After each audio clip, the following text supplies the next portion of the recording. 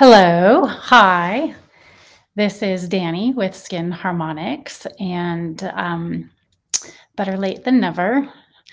Now that my nerves are totally frazzled from trying to problem solve pop-ups on my computer, we're going to start. I want to talk about a little bit before we move on to tonight's topic. I want to talk a little bit. I want to back it up a little bit and talk about acid barrier or natural acid mantle barrier, which was a topic that I brought up last time and how important that was. I got off the last one and thought of a few more details I wanted to add. So this is kind of like a PS. And I wanted to mention that the whole idea is that people are completely ignoring and destroying their natural skin barrier.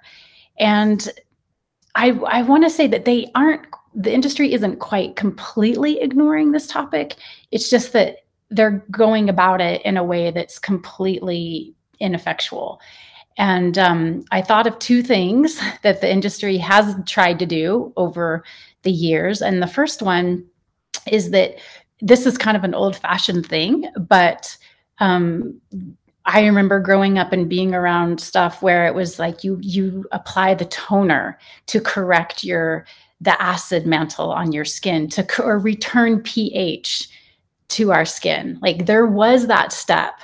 You know, a lot of companies like Mary Kay and Avon did this like in the 60s and 70s. So that is something that was an attempt in a recognition to try to support our skin's natural acid mantle, because it's called acid mantle because it's slightly acidic. And so there would be a toner that would supposedly return our skin to the correct pH. Although it's completely ineffective because, yes, we can, I guess, apply a liquid that returns the acid to the surface of our skin to the right pH. But if it's not mixed with our own natural oil, it's half there and it's not going to help our skin at all. So we've like removed all of our oil and then we do this little like doink where we're, trying to like correct what we just destroyed. So I want to say there's that. And then the other way that the industry has tried to address this issue has been to sell products that correct pH. And so there's cleansers, there's serums, there's moisturizers, and of course there's toners. And all of these companies, promote and advertise that it corrects the pH on our skin. And to me, like it's completely useless, because why would you have to correct it if you never destroyed it? And when these products try to correct it, it's not helpful. And of course, the solution is, number one, to never wreck it so you don't have to fix it. And it happens naturally when you're not over exfoliating and using acids, and you're hydrating and using a lipid-rich moisturizer. So if you're doing those things, you don't actively have to correct or fix anything. Your acid mantle and your natural skin barrier is completely there, perfect, like without messing with it.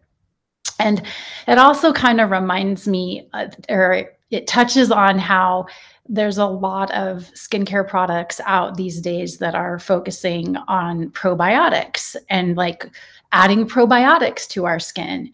And it's somewhat of the same thing because, and it's great that there's this awareness of microbiome internally and topically, because it's absolutely true that our skin has a flora and a microbiome the same way our guts do, in the same way that our soil does on this planet. It's just that, again, if you're not over exfoliating and you're hydrating and you're using a lipid-rich moisturizer without a bunch of essential oils, then either the microbiome on our skin is perfect and it naturally kills bacteria. Like, you don't have to go after and kill bacteria with anything. Like, not witch hazel, not benzoyl peroxide, not tea tree. Like, that bacteria basically just can't exist because it has the correct environment, which happens effortlessly when you're doing those things. So anyways, I wanted to like touch on those details before we bounced forward, because it is kind of a springboard, a rebounder into the next topic, which is T-zones. And this is a big topic because there's a lot of talk and narrative and like discussion and products and like so much efforting that's happening around our skin's T-zone area. And of course, it's this area, the T, the top of the T, and here. And the truth is that this area of our skin was on purpose, specifically, perfectly designed genetically over thousands of years, so that this is the area that our skin has pores and larger pores, like on purpose. There's nothing wrong with this at all. It's just like so, it's like, it's exactly the thing that is so useful because, well, number one, our own natural oil is so stabilizing for our skin. The job of our sebaceous gland is to make oil to trap water in our skin. And it happens literally just like that. When our skin, sebaceous gland makes oil and it can stay liquid and spread across our skin, it's literally like a saran wrap or a barrier, that a lid, if you will, that prevents the evaporation of water out of our skin. And this is so, so crucial to the equanimity of our skin, because of course, skin that's hydrated is skin that has a prayer. Like, it actually has a way of succeeding, because dehydrated skin is going to sunburn. It's going to get irritated. There's just so many things happen when in the wrong direction when our skin gets dehydrated. And that oil that our skin makes and that we have villainized and tried to scrub away and correct and fix and all of these things is like the very thing that's making it worse. So this natural, by design thing that our skin does to make more oil, especially in this area, traps our water in. And I think the reason that these pores are larger on this part of our face is that this is the high exposure areas. Our forehead and our T-zone is exactly the areas that are the most vulnerable and the most exposed to the sun, which is kind of the thing that we're all combating. And when I work with older skin types, so much congestion and there is built up on the forehead and the nose. Like, these are areas that, you know, anybody that's dealing with the precursors, the lesions for precursors for skin cancer, that's like a spot that's like always suspect, because, and there's the numerosity of how those lesions show up on the forehead, the hairline, and the nose. The chin less, honestly, but this is more of like a hormonal digestive thing rather than sun exposure over sun exposure. But it kind of gets included. The T kind of drops all the way down to include that area, but it has a problem for a different reason, not because of sun. So this, you know, having our skin make the oil that it's supposed to make in that area is really protective, and it helps our overall skin health. And so when people pathologize, if you will, their T-zone, it's frustrating, because all of the conventional protocols for acne are all of the astringents and all the trauma-based procedures that I'm so opinionated against. And so these strategies are amplified, like they're magnified, they're tripled, they're quadrupled up, so that people are hitting this area extra hard with that artillery. So if you were just kind of using a little bit of witch hazel, or just doing a little bit of microdermabrasion, or just a little bit of laser to manage these like problem areas, then it's like everything's doubled up. So you're putting extra witch hazel, you're scrubbing extra, you're quadrupling those efforts. And I must say, when I finally get my hands on skin that has endured this extra fixing, thing that we all want to like fix our skin, and this skin is extra congested in these areas, and it takes a little bit longer to unwind and unfluff and to like, lift this congestion out, because the skin here is so compacted and so dehydrated and so suppressed and pushed down, more than the rest of the skin on our face, because of these extra efforts to fix it. So it's kind of more of the same of what I've been talking about how these procedures and ingredients have such a negative effect on our skin, but it becomes even more obvious to me when I look at skin that like really had to endure like the extra zap and the extra glycolic and the extra salicylic acid in these areas.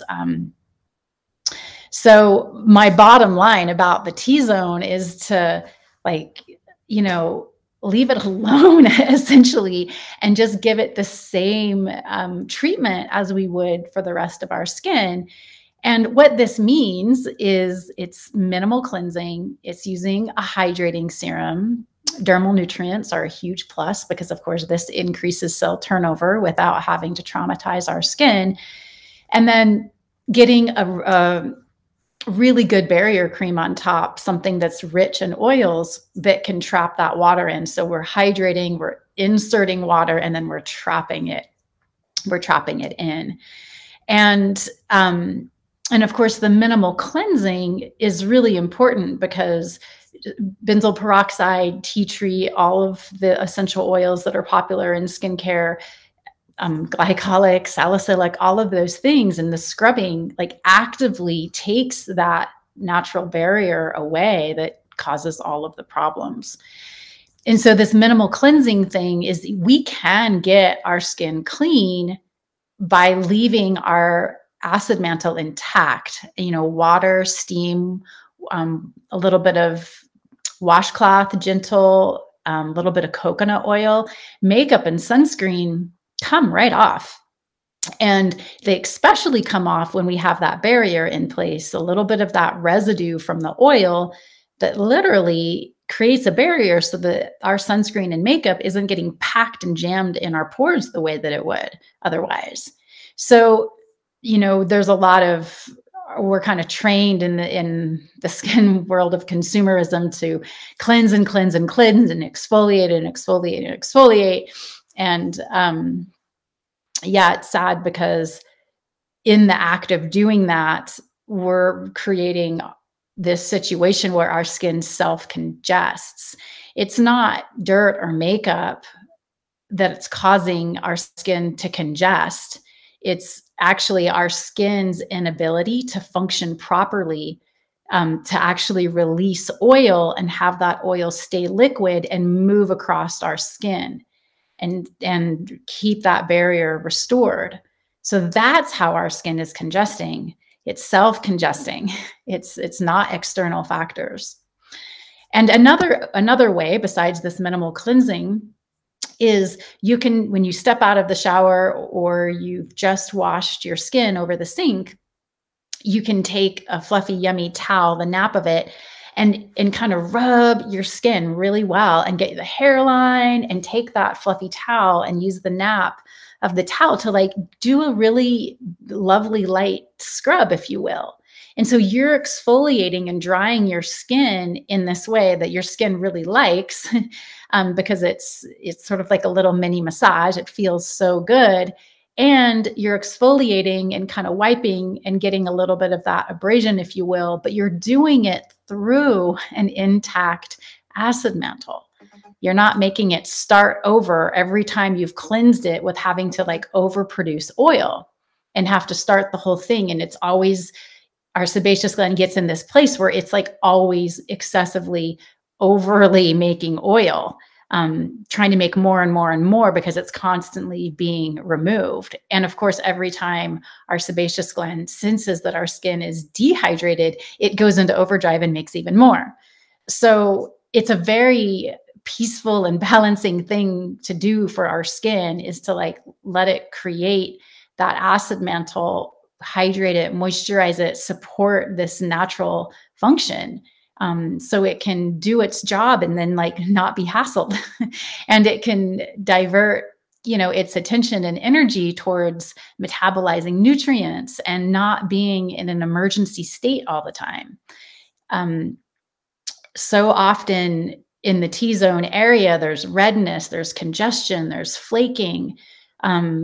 It's like this problem becomes even more problematic because of how we're fussing over our T-zones and trying to fix it in all of the wrong ways. So the best thing that you can do for your T-zone is nothing. Except for, of course, what you should be doing for your whole face. And that's learning about the skin harmonics fundamentals, which I know I repeat over and over and over again, but they do lay the foundation for skin health. And they are things that you just can't substitute for. Like there is no substitute for water. There's no substitute for usable food for our skin topically. There's a lot of lip service paid towards nourishing our skin and replenishing our skin and like these words that we hear. And the truth of it is the only thing I've ever seen that truly is valuable and something that our skin can metabolize and turn into new skin cells are these stabilized, patented dermal nutrients that are in my skincare line that were created by a doctor about 15 years ago. It's the only thing I've ever seen that actually shows visible signs of like real and tangible regeneration. Like essential oils don't do it.